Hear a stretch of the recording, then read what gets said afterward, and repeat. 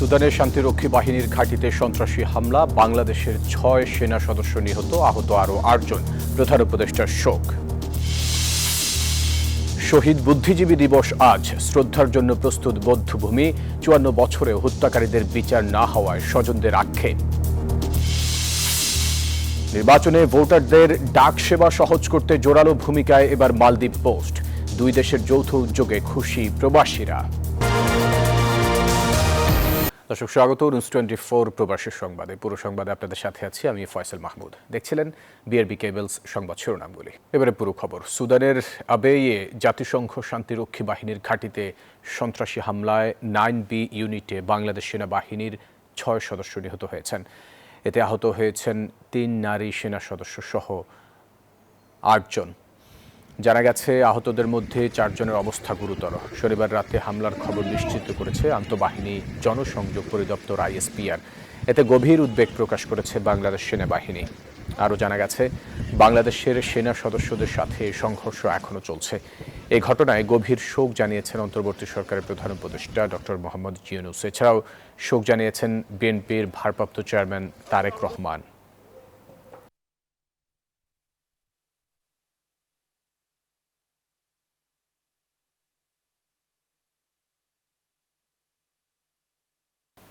সুদানের আবেই এলাকায় জাতিসংঘ শান্তিরক্ষা মিশনের ঘাঁটিতে সন্ত্রাসী হামলায় বাংলাদেশ সেনাবাহিনীর 6 শান্তিরক্ষীর শাহাদাতে শোক প্রকাশ করেছেন বিএনপির ভারপ্রাপ্ত চেয়ারম্যান তারেক রহমান ও জামায়াতের আমির ডাক্তার শফিকুর রহমান।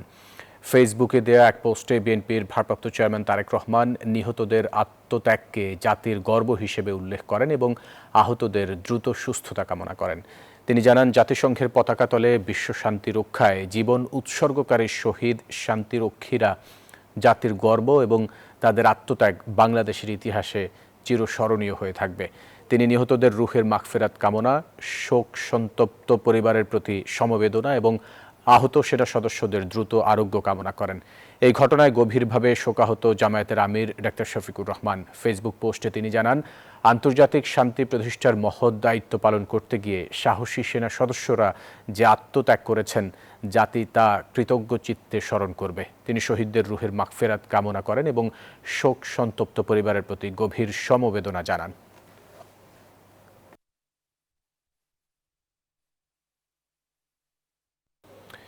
সুদানের আবেই এলাকায় জাতিসংঘ শান্তিরক্ষা মিশনের একটি ঘাঁটিতে সন্ত্রাসীদের অতর্কিত ড্রোন হামলায় বাংলাদেশ সেনাবাহিনীর শান্তিরক্ষীদের হতাহতের ঘটনায় গভীর শোক ও উদ্বেগ প্রকাশ করেছেন প্রধান উপদেষ্টা প্রফেসর মোহাম্মদ ইউনূস। বিবৃতিতে প্রধান উপদেষ্টা বলেন, শান্তি ও স্থিতিশীলতা প্রতিষ্ঠার মহান দায়িত্ব পালনের সময় আমাদের 6 জন বীর শান্তিরক্ষীর শাহাদাত বরণ এবং আরও 8 জনের আহত হওয়ার সংবাদে গভীরভাবে মর্মাহত। জাতিসংঘ শান্তিরক্ষা কার্যক্রমে বাংলাদেশের বিপুল অবদান আন্তর্জাতিকভাবে স্বীকৃত। বীরদের এই আত্মত্যাগ একদিনে জাতির গৌরব, অন্যদিকে গভীর বেদনার। তিনি নিহত শান্তিরক্ষীদের আত্মার মাগফিরাত কামনা করেন এবং তাদের শোক সন্তপ্ত পরিবার পরিজনের প্রতি গভীর সমবেদনা জানান। বিবৃতিতে তিনি এ ধরনের সন্ত্রাসী হামলার তীব্র নিন্দা জানিয়ে বলেন, শান্তিরক্ষীদের উপর হামলা আন্তর্জাতিক শান্তি ও মানবতার বিরুদ্ধে গুরুতর অপরাধ। তিনি জাতিসংঘ ও আন্তর্জাতিক সম্প্রদায়কে শান্তিরক্ষীদের নিরাপত্তা আরও জোরদারে কার্যকর পদক্ষেপ গ্রহণের আহ্বান জানান। আজ শহীদ বুদ্ধিজীবী দিবস। 1971 সালের এই দিনে দখলদার পাকিস্তানি হানাদার বাহিনী ও তাদের দোসররা বাংলার শ্রেষ্ঠ সন্তান বুদ্ধিজীবীদের হত্যা করে। এর ঠিক দুদিন পর 16 ডিসেম্বর জেনারেল নিয়াজির নেতৃত্বে বর্বর পাকিস্তানি হানাদার বাহিনী আত্মসমর্পণ করে এবং স্বাধীন দেশ হিসেবে বাংলাদেশের অভ্যুদয় ঘটে। দিবসটি উপলক্ষে জাতীয়ভাবে কর্মসূচি গ্রহণ করা হয়েছে। এছাড়া বিভিন্ন রাজনৈতিক, সামাজিক ও সাংস্কৃতিক সংগঠনও দিবসটি উপলক্ষে বিভিন্ন কর্মসূচি গ্রহণ করা হবে মোনাজাত ও প্রার্থনা।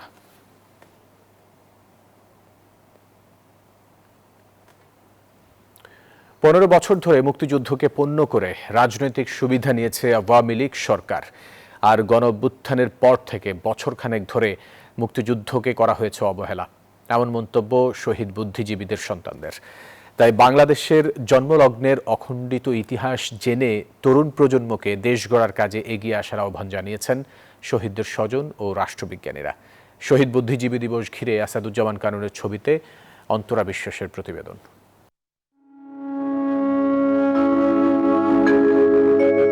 দাম দিয়ে কিনেছি বাংলা। জাতির সূর্য সন্তানেরা সেদিন বুঝতেই পারেনি যে বিজয় সন্ধিক্ষণে বন্দী হবেন রাজাকার আলবদর আল শামসের হাতে, হারাবেন জীবন, ডোবা নালায় পাওয়া যাবে তাদের বেয়োনেট খুঁচিয়ে মারা নিথর দেহ। কারোর দানে পাওয়া 14ই ডিসেম্বর 1971 পরাজয় নিশ্চিত জেনে বাংলাদেশকে মেধাশূন্য করতে সেদিন বুদ্ধিজীবীদের হত্যার নীল নকশা এঁকেছিল পাকিস্তানি হানাদাররা। আমি দাম দিয়েছি প্রাণ লক্ষ কোটি।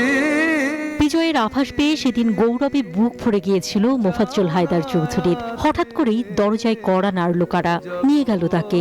কান্নার রোল পড়ল বাড়িতে। বাবার কথা এভাবেই বলছিলেন শহীদ বুদ্ধিজীবীর সন্তান তানভীর হায়দার চৌধুরী। তখন তার বয়স মাত্র 4 বছর। বাবার কথা সেভাবে স্মৃতিতে নেই, তবে হত্যাকারীদের চিনে ফেলেছিলেন বাড়ির সবাই। এই লোক আমাদের বাড়িতে এসেছিলেন, সেটা আমার চাচি দেখেছেন, আমার মা দেখেছেন, আমার কাকা দেখেছেন, আমার বাবা তো দেখেছিলেনই। স্বাধীনতার 54 বছর পেরুলেও কোনো সরকারই হত্যাকারীদের বিচার করতে পারেনি বলে আক্ষেপ তার। বরং মুক্তিযুদ্ধ বারবার হয়েছে পূর্ণাঙ্গ তালিকা হয়নি মুক্তিযোদ্ধাদের, সব গণকবরেরও হয়নি রক্ষণাবেক্ষণ।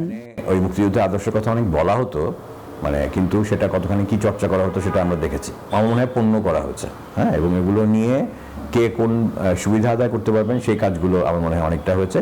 শহীদ বুদ্ধিজীবী মুনির চৌধুরীর সন্তান আসিফ মুনির মনে করেন, রাজনৈতিক কারণে কোনো আমলেই মুক্তিযুদ্ধের অখণ্ডিত ইতিহাস প্রকাশিত হয়নি, তাই অনেকে 24-এর গণ অভ্যুত্থান ও মুক্তিযুদ্ধকে করে মুখোমুখি। এখন এই যে মুখোমুখি দাঁড় করানো হচ্ছে, এটা হয়তো অবশ্যম্ভাবী ছিল এই কারণে যে আমরা মুক্তিযুদ্ধকে যতটা সুন্দরভাবে উপস্থাপিত করা দরকার এবং আমাদের শিক্ষা ব্যবস্থার মধ্যে নিয়ে আসার দরকার, 71-এর পর থেকেই আমরা তো খণ্ডিত ইতিহাসটা সবার সামনে এসেছে, অথবা রাজনৈতিকভাবে রাজনৈতিক পক্ষপাত দুষ্ট। শহীদ বুদ্ধিজীবীদের ইতিহাস নিয়ে পুঙ্খানুপুঙ্খ গবেষণা করা প্রয়োজন। স্বাধীন বাংলাদেশে মুক্তিযুদ্ধের চেতনা বাস্তবায়ন না হওয়ার পেছনে রয়েছে অনেক কারণ, বলেন রাষ্ট্রবিজ্ঞানী ডক্টর দিলারা চৌধুরী। এদের সম্বন্ধে আরো অনেক ইনডেপথ গবেষণা করা যায়। তাদের কাগজপত্র দেখবে, বইপত্র পড়বে, ব্যক্তিগত খবরাখবর নেবে এবং সেগুলি পাবলিশ করবে। শহীদদের ক্ষুব্ধ স্বজনরা জানান, আজও হয়নি বুদ্ধিজীবীদের প্রকৃত তালিকাও। তোমাদের যা বলার ছিল বলছে কি তা বাংলাদেশ? এই বুদ্ধিজীবী কবরস্থানের দেয়ালে লেখা আছে সে কথা। শহীদ বুদ্ধিজীবীরা চেয়েছিলেন একটি বৈষম্যহীন, দুর্নীতিমুক্ত, অসাম্প্রদায়িক বাংলাদেশ। সেই স্বপ্নের সমৃদ্ধ বাংলাদেশ যেদিন আমরা পাব, সেদিনই সার্থক হবে তাদের আত্মত্যাগ। অন্তরা বিশ্বাস, নিউজ 24, ঢাকা। বিজয়ের দ্বারপ্রান্তে দেশের শ্রেষ্ঠ সন্তানদের হারানোর ঘটনা আজও জাতিকে বেদনা বিধুর করে। মহান বুদ্ধিজীবী দিবস উপলক্ষে বিবৃতিতে এসব কথা জানিয়েছেন বিএনপির ভারপ্রাপ্ত চেয়ারম্যান তারেক রহমান। শনিবার তার ভেরিফাইড ফেসবুক পেজে এক পোস্টে এই কথা বলেন তিনি। তারেক রহমান বলেন, 14 ডিসেম্বর মূলত জাতির শ্রেষ্ঠ সন্তানদের স্মরণ। শহীদ বুদ্ধিজীবীরা দেশপ্রেমে উদ্বুদ্ধ হয়ে দেশবাসীর পাশে দাঁড়িয়েছেন। এই শোকাবহ দিনে বিএনপির ভারপ্রাপ্ত চেয়ারম্যান শহীদ বুদ্ধিজীবীদের প্রত্যাশার বাংলাদেশ গড়ে তুলতে দেশবাসীকে একসাথে কাজ করার আহ্বান জানান। এবার বাংলাদেশি ভোটারদের SMS, ফোন কলের মাধ্যমে তাৎক্ষণিকভাবে তথ্য জানানো এবং পোস্টাল ব্যালট দ্রুত পৌঁছে দেওয়ার আশ্বাস দিয়েছে মালদ্বীপ পোস্ট। দুই দেশের ডাক প্রশাসনের প্রযুক্তিগত সহযোগিতা জোরদার করতে একটি সমঝোতা স্মারক স্বাক্ষরের প্রস্তাবও সাদরে গ্রহণ করে প্রতিষ্ঠানটি। প্রবাসীরা এবার খুব অল্প সময়ে পোস্টাল ভোটে অংশগ্রহণ করতে পারবেন বলে মন্তব্য করেন মালদ্বীপস্থ বাংলাদেশি কমিউনিটির নেতারা। মালদ্বীপ থেকে ইমরান তালুকদারের তথ্যছবিতে বিস্তারিত। মালদ্বীপে বসবাসরত বাংলাদেশি প্রবাসীদের কাছে পোস্টাল ব্যালট দ্রুত পৌঁছে দেওয়ার আশ্বাস দিয়েছে মালদ্বীপ পোস্ট। প্রতিষ্ঠানটি জানায়, ভোটারদের SMS ও ফোন কলের মাধ্যমে প্রয়োজনীয় সব তথ্য তাৎক্ষণিকভাবে জানানো হবে। পাশাপাশি ব্যালট ফর্ম বিনামূল্যে বিতরণেরও নিশ্চয়তা দেওয়া হয়। প্রবাসীদের সেবায় নিরাপত্তা নিশ্চিত করতে মালদ্বীপের একটি দ্বিপাক্ষিক বৈঠকও অনুষ্ঠিত হয়। বৈঠকে মালদ্বীপ পোস্ট তাদের বিদ্যমান লজিস্টিক নেটওয়ার্ক, দ্বীপভিত্তিক বিতরণ কাঠামো এবং ই-কমার্স ভিত্তিক সেবা ব্যবহারের মাধ্যমে এই পুরো প্রক্রিয়ার সহায়তা আশ্বাস প্রদান করে। বৈঠকে বাংলাদেশ হাইকমিশনার প্রবাসী বাংলাদেশি ভোটারদের কাছে জাতীয় নির্বাচনে পোস্টাল ব্যালট দ্রুত ও নিরাপদভাবে পৌঁছে দেওয়া এবং রিটার্ন ব্যালট সহজে সংগ্রহের গুরুত্ব তুলে ধরে। Started to this banking system, I think it's a couple of years before, and everybody was just criticizing why we were doing and really big. And later, everybody understand it was a very, very good decision. Bangladesh ও মালদ্বীপ যৌথ উদ্যোগে এই প্রক্রিয়া আরো গতিশীল হওয়ায় প্রবাসীরা এবার খুব স্বল্প সময়ে পোস্টাল ভোটে অংশগ্রহণ করতে পারবেন বলে মত প্রকাশ করেছেন মালদ্বীপস্থ বাংলাদেশের কমিউনিটি নেতারা। বাংলাদেশ থেকে যে ব্যালট পেপারটা আসবে এটা আমরা ফোনের মাধ্যমে অথবা SMS এর মাধ্যমে জানতে পারবো। আর একটা জিনিস হলো আমরা ভোট প্রদান করে আবার এই রিটার্ন খামরা রাত্রে 9টার মধ্যে আমরা পোস্ট অফিসে পৌঁছে দিতে পারবো আর কি। এছাড়া দুই দেশের ডাক প্রশাসনের প্রযুক্তিগত সহযোগিতা জোরদার করতে একটি সমঝোতা স্মারক স্বাক্ষরের প্রস্তাবও সাদরে গ্রহণ করে মালদ্বীপ পোস্ট। আমাদের এবছর নতুন যে আমরা সরকার ভোট দেওয়ার সুযোগ সুবিধা করে দিয়েছেন, তার বাংলাদেশ হাই কমিশন ও আরো একটা সুযোগ দিয়েছে বাংলাদেশ হাই কমিশন ও পোস্ট অফিস কর্তৃপক্ষ। মালদ্বীপ ডাক বিভাগের সাথে একটা সমঝোতা হয়েছে যে বাংলাদেশ থেকে যে ব্যালট পেপার গুলো আসবে এটা আমাদেরকে ফোন অথবা মেসেজের মাধ্যমে জানিয়ে দেওয়া হবে। বাংলাদেশের কমিটির নেতাদের আশা, এই যৌথ উদ্যোগ বাস্তবায়িত হলে মালদ্বীপে অবস্থানরত প্রবাসীরা দ্রুত ও সুবিধাজনকভাবে পোস্টাল ভোটে অংশগ্রহণ করতে পারবেন। Desk report, news 24। যুক্তরাজ্যে নাগরিকত্ব হারানোর ঝুঁকিতে রয়েছেন বাংলাদেশি, পাকিস্তানি, ভারতীয় বংশোদ্ভূত সহ 90 লাখ মানুষ। দেশটির 2 মানবাধিকার ও নীতি গবেষণা প্রতিষ্ঠান রানিমেড ট্রাস্ট এবং রিপ্রিভের গবেষণায় উঠে এসেছে এমন তথ্য, যেখানে বলা হয় মোট জনসংখ্যার প্রায় 13% ব্রিটেন সরকারের চরম ও গোপন নাগরিকত্ব বাতিলের ক্ষমতা আইনগতভাবেই নাগরিকত্ব হারাতে পারেন। প্রতিবেদনে উল্লেখ করা হয়, দক্ষিণ এশিয়া, মধ্যপ্রাচ্য ও আফ্রিকার দেশগুলোর সঙ্গে পারিবারিক বা বংশগত সম্পর্ক রয়েছে এমন নাগরিকদের উপর এই ক্ষমতার প্রভাব অসমভাবে পড়ছে, ফলে মুসলিম সম্প্রদায়ের মধ্যে উদ্বেগ বাড়ছে।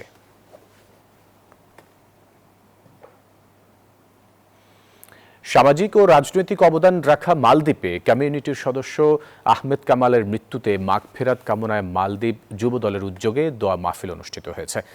রাজধানী মালের ফুডকোর্ট এলাকার একটি রেস্টুরেন্টে আয়োজিত অনুষ্ঠানে সভাপতিত্ব করেন যুব দলের প্রস্তাবিত আহ্বায়ক হাশিম সরকার।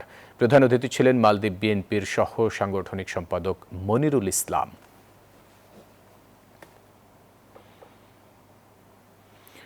বাংলাদেশ সোশ্যাল ক্লাব ওমানের আয়োজনে Gulf Exchange Gold Cup football টুর্নামেন্টের সেমিফাইনাল ম্যাচে অংশ নেয় Oman Brothers Union Football Club ও মাবেলা সানায়া। শুক্রবার সন্ধ্যায় এই ম্যাচে 2 দলের মধ্যে হাড্ডাহাড্ডি লড়াই দেখা যায়। নির্ধারিত সময়ে উভয় দল সমান সংখ্যক গোল করায় ম্যাচের ফল নির্ধারিত হয় টাই ব্রেকারে। উত্তেজনাপূর্ণ টাই ব্রেকারে শক্ত প্রতিদ্বন্দ্বী মাবেলা সানায়া দলের কাছে 6-5 গোলে পরাজিত হয় ওমান ব্রাদার্স ইউনিয়ন। খেলা শেষে বিশেষ উপহার তুলে দেন সংগঠনের উপদেষ্টা নুরুন্নবী মাইজ ভান্ডারী। এ সময় উপস্থিত ছিলেন উপদেষ্টা আব্দুস সালাম, সভাপতি নাজিম উদ্দিন সিআইপি, সাধারণ সম্পাদক শহীদুল ইসলাম ফরিদ সহ আরও অনেকে। পতিত শক্তিকে রুখে দিতে বৈঠকে সব রাজনৈতিক দল ঐক্যবদ্ধ থাকার প্রতিশ্রুতি দিয়েছে। শনিবার রাষ্ট্রীয় অতিথি ভবন যমুনায় প্রধান উপদেষ্টা প্রফেসর মোহাম্মদ ইউনূসের নেতৃত্বে অনুষ্ঠিত বৈঠকে এই প্রতিশ্রুতি ব্যক্ত করেন বিএনপি, জামায়াতে ইসলামী ও এনসিপির নেতারা। বৈঠক শেষে বিএনপি স্থায়ী কমিটির সদস্য সালাউদ্দিন আহমদ বলেন, এই হামলা শুধু হাদির উপর নয়, প্রকৃতপক্ষে বাংলাদেশের উপর। এনসিপির আহ্বায়ক নাহিদ ইসলাম অভিযোগ করেন, এ ঘটনার পেছনে ভারতীয় মদদ রয়েছে। শুক্রবার দুপুরে ঢাকা 8 আসনের সম্ভাব্য প্রার্থী ইনকিলাব মঞ্চের আহ্বায়ক শরীফ ওসমান বিন হাদির উপর গুলির ঘটনায় শনিবার সকালে প্রধান উপদেষ্টার সাথে বৈঠক করে বিএনপি, জামায়াত ইসলামী ও এনসিপি। বৈঠকে অংশ নেয় ওসমান হাদির পরিবারের সদস্যরাও। বৈঠক শেষে এনসিপি প্রধান নাহিদ ইসলাম বলেন, এটা কোনো বিচ্ছিন্ন ঘটনা নয়, নির্বাচন বানচালের পতিত শক্তির ষড়যন্ত্রের শুরু এটা। কালকের যে ঘটনা, এটা তো শুধু আসলে একজন ব্যক্তির সাথে বা একজন প্রার্থীর সাথে ঘটে যাওয়া ঘটনা না। আমি গতকালকে বলেছি এটা কোনো বিচ্ছিন্ন ঘটনাও না। এটা আওয়ামী লীগ যেই ষড়যন্ত্র ছক আঁকছে নির্বাচনকে ঘিরে, সেটার একটা শুরু বলা যেতে পারে। বিএনপির স্থায়ী কমিটির সদস্য সালাহুদ্দিন আহমেদ বলেন, ফ্যাসিবাদ বিরোধী জাতীয় ঐক্যে কোনো আপোষ নয়। যারা নির্বাচনকে বানচাল করতে চায়, দেশের স্থিতিশীলতা চায় না, তারাই এই হামলা করেছে। ওসমান হাদির উপরে এই হামলা প্রকৃতপক্ষে বাংলাদেশের উপরে এই হামলা, এটা বিচ্ছিন্ন কোনো ঘটনা বলে আমরা মনে করি না। আমরা ফ্যাসিবাদ বিরোধী জাতীয় ঐক্যকে অটুট রাখব, এই জায়গায় আমাদের কোনো আপোষ নাই। ওসমান হাদির পরিবারের আহ্বানে রবিবার সর্বদলীয় সমাবেশের কথা রয়েছে। তাওহিদুল ইসলাম, নিউজ 24, ঢাকা। ঢাকায় হাদি ও চট্টগ্রামে বিএনপির এক প্রার্থীকে হত্যা চেষ্টার ঘটনা দেশ বিরোধী গভীর ষড়যন্ত্র, এমন মন্তব্য করেছেন বিএনপির ভারপ্রাপ্ত চেয়ারম্যান তারেক রহমান। তিনি বলেন, কেউ কেউ এসব ঘটনার সুযোগ নিয়ে ফায়দা লোটার চেষ্টা করছে। রাজধানী কৃষিবিজ্ঞান ইনস্টিটিউটে দেশ গড়ার পরিকল্পনার শীর্ষক অনুষ্ঠানে ভার্চুয়ালি যুক্ত হয়ে তিনি এসব কথা বলেন। এ সময় তিনি নেতাকর্মীদের সামনে ক্ষমতায় গেলে দেশ পরিচালনার পূর্ণাঙ্গ রোড ম্যাপ তুলে ধরেন। রাজধানীর কৃষিবিজ্ঞান ইনস্টিটিউটে শেষ হলো বিএনপির দেশ গড়ার পরিকল্পনা শীর্ষক কর্মশালা। শনিবার সমাপনী দিনে লন্ডন থেকে ভার্চুয়ালি যুক্ত হন বিএনপির ভারপ্রাপ্ত চেয়ারম্যান তারেক রহমান। রাজনীতির গতিপথ বিশ্লেষণ করতে গিয়ে বিএনপির ভারপ্রাপ্ত চেয়ারম্যান কথা বলেন সংঘাত সহিংসতা নিয়েও। তারেক রহমান বলেন, হাদির উপর হামলার ঘটনা দুর্ভাগ্যজনক। ঢাকা ও চট্টগ্রামে প্রার্থীদের উপর হামলা করে একটি মহল ফায়দা লোটার চেষ্টা করছে।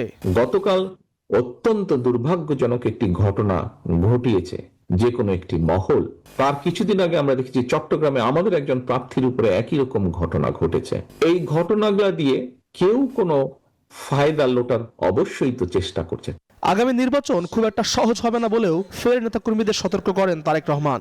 নির্বাচন অত সহজ হবে না, ষড়যন্ত্র কিন্তু থেমে নেই। কাজে আমরা যদি নিজেদের মধ্যে মতপার্থক্য কমিয়ে নিয়ে না আসি, আমরা যদি নিজেরা ঐক্যবদ্ধ না হই, সহকর্মীবৃন্দ, এই দেশ ধ্বংস হয়ে যাবে। রাজনীতির পাশাপাশি আগামীর বাংলাদেশ গড়তে বিএনপির পরিকল্পনার কথা তুলে ধরেন। প্রতিশ্রুতি দেন ক্ষমতায় গেলে 3 থেকে 6 মাসের মধ্যে বেসরকারি হাসপাতালগুলোর সাথে সমন্বয়ের মাধ্যমে জনগণকে দ্রুত ও উন্নত চিকিৎসা সেবা নিশ্চিত করবে বিএনপি। সিরিয়াস যেগুলো বিষয়, এই বিষয়গুলো আমরা ওই প্রাইভেট যেগুলো হসপিটাল যাদের ক্যাপাসিটি আছে, স্ট্যান্ডার্ড মেনটেন করতে পারবে, আমরা স্ট্যান্ডার্ড বেঁধে দেবো, তাদের সাথে আমরা একটা কন্ট্রাক্ট করব। আমরা দেশে 1 লক্ষ স্বাস্থ্য কর্মী নিয়োগ করতে চাই। আনস্কিল শ্রমিক আমরা পাঠাতে চাই না। আমরা এদেরকে কিছুটা ভাষা শিক্ষা দিতে চাই এবং কিছুটা আমরা ট্রেনিং দিতে চাই কি কি ধরনের কাজ আছে। বক্তব্যের শেষে তারেক রহমান দাবি করেন, দেশকে এগিয়ে নেওয়ার জন্য ডিটেইল প্ল্যানিং বা বিস্তারিত পরিকল্পনা একমাত্র বিএনপিরই আছে। অন্য কোনো রাজনৈতিক দল এখন পর্যন্ত দেশ পরিচালনার এমন সুনির্দিষ্ট রূপরেখা তুলে ধরতে পারেনি। বিএনপি দেশকে যা অতীতে পরিচালনা করে যেরকম খাদের কিনারা থেকে সরিয়ে নিয়ে এসেছে, বিএনপি আবার সেটা করতে পারবে, কারণ পরিকল্পনা একমাত্র বিএনপির কাছে আছে। আল মোহাইমিনুল খান, নিউজ 24, ঢাকা। শহীদ বুদ্ধিজীবী দিবসে রাজধানীর রায়ের বাজার বধ্যভূমিতে রাত 12টা 1 মিনিটে পুষ্প অর্পণ ও মোমবাতি জ্বালিয়ে শহীদ বুদ্ধিজীবীদের প্রতি গভীর শ্রদ্ধা জানিয়েছেন স্থানীয় বিএনপি নেতাকর্মীরা। এ সময় শতাধিক নেতাকর্মী শহীদ বুদ্ধিজীবীদের স্মরণ করেন। তারা জানান, দীর্ঘ 17 বছর ধরে নানা প্রতিবন্ধকতার কারণে তারা যথাযথভাবে শহীদ বুদ্ধিজীবীদের প্রতি শ্রদ্ধা জানাতে পারেননি। সম্প্রতি ওসমান হাদির উপর হামলার ঘটনায় তীব্র নিন্দা ও প্রতিবাদ জানিয়ে তারা অভিযোগ করেন, একটি বিশেষ গোষ্ঠী পরিকল্পিতভাবে নির্বাচন বানচাল করতে এই ধরনের সন্ত্রাসী কর্মকাণ্ড চালাচ্ছে। এ ধরনের অপকর্মের বিরুদ্ধে দলীয় নেতাকর্মীরা ঐক্যবদ্ধভাবে প্রতিরোধ গড়ে তোলার ঘোষণা দেন এবং প্রয়োজন হলে শক্ত হাতে মোকাবিলার হুঁশিয়ারি দেন।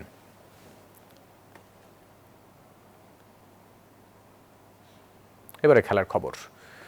অনূর্ধ্ব-19 যুব এশিয়া কাপে আফগানিস্তানকে 3 উইকেটে হারিয়ে শুভ সূচনা বাংলাদেশের যুবাদের। আফগানিস্তানের দেয়া 284 রানের টার্গেটে 7 বল ও 3 উইকেট হাতে রেখে জয় তুলে নেয় আজিজুল হক তামিমের দল। ব্যাট হাতে 96 রানের ঝলমলে ইনিংস খেলে ম্যাচ সেরা হয়েছেন জাওয়াদ আবরার। টাইগার যুবাদের সামনে 284 রানের পাহাড় সম লক্ষ্য। তবে আফগান বোলারদের উপর ইনিংসের শুরু থেকেই পাল্টা আক্রমণ চালায় বাংলাদেশ অনূর্ধ্ব 19 দল। দুই ওপেনার জাওয়াদ আবরার ও রিফাত মিলে রীতিমতো তাণ্ডব চালিয়েছে আফগানদের উপর। তাদের 151 রানের বিশাল জুটিতে ম্যাচের নিয়ন্ত্রণ নেয় জুনিয়র টাইগাররা। 68 বলে 62 রানের ইনিংস খেলে রিফাত বেগ আউট হলে এ জুটি ভাঙে। সঙ্গী হারালো এক প্রান্ত আগলে রেখে সেঞ্চুরির পথে আগানো ম্যাচ সেরা জাওয়াদ আক্ষেপ বাড়িয়ে 96 রানে কাটা পড়েন। এরপর দলের হাল ধরেন অধিনায়ক আজিজুল হক তামিম ও কালাম সিদ্দিকী। তৃতীয় উইকেটে 66 রান যোগ করেন তারা। তামিম 47-এ সাজ করে ফিরে গেলেও বিপদ হতে দেননি শেখ পারভেজ জীবন। শেষ পর্যন্ত 3 উইকেট আর 7 বল হাতে রেখেই বাংলাদেশ 284 রান তোলে। এর আগে দুবাইয়ের আইসিসি একাডেমি মাঠে ব্যাট করতে নেমে ফয়সালের 94 বলে 103 রানের ইনিংসে ভর করে স্কোরবোর্ডে 283 রান জড়ো করে আফগানিস্তান। বাংলাদেশের হয়ে বল হাতে 2টি করে উইকেট নেন ইমন ও শাহরিয়ার। আবরার আল দাইয়ান, নিউজ 24। দর্শক, এই ছিল নিউজ 24 প্রবাসী সংবাদ। এতক্ষণ সাথে থাকার জন্য ধন্যবাদ সবাইকে।